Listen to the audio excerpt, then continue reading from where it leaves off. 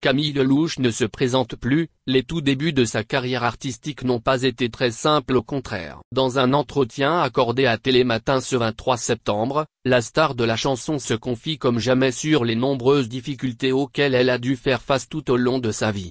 Une période de sa vie durant laquelle il était compliqué de joindre les deux bouts. Présente sur le plateau de Télématin sur France 2 ce jeudi 23 septembre, Camille Lelouch accepte d'évoquer tous les sujets avec Thomas Soto et Julia Vignali.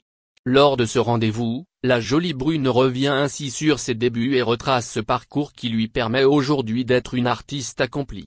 Une réussite qui bien évidemment ne s'est pas faite du jour au lendemain. Pour la jeune femme, tout commence avec une audition à la Nouvelle Star. Malgré un joli brin de voix et un talent évident, le jury ne semble pas convaincu par ses capacités vocales. Un premier échec difficile à digérer. Pourtant, la chance va sourire une seconde fois à Camille Lelouch.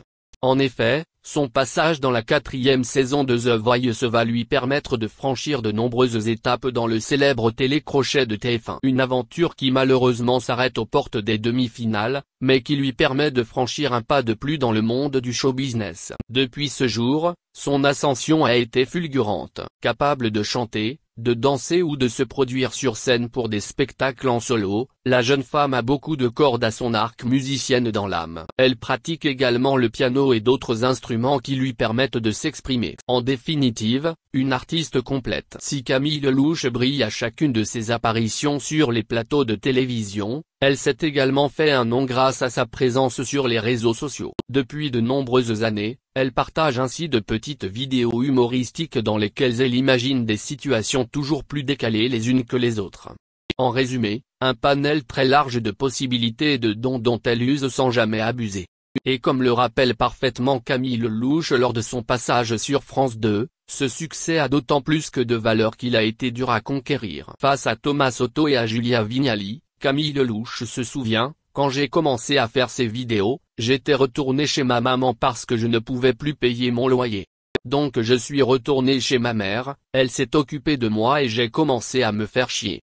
Fort heureusement, cet ennui va avoir pour elle l'effet d'un réel coup de boost. Puisque par la suite, Camille Lelouch débutera finalement une très belle carrière comme elle le prouve encore aujourd'hui. Il faut effectivement reconnaître que la jolie brune est une véritable touche-à-tout capable de surprendre dans bien des domaines.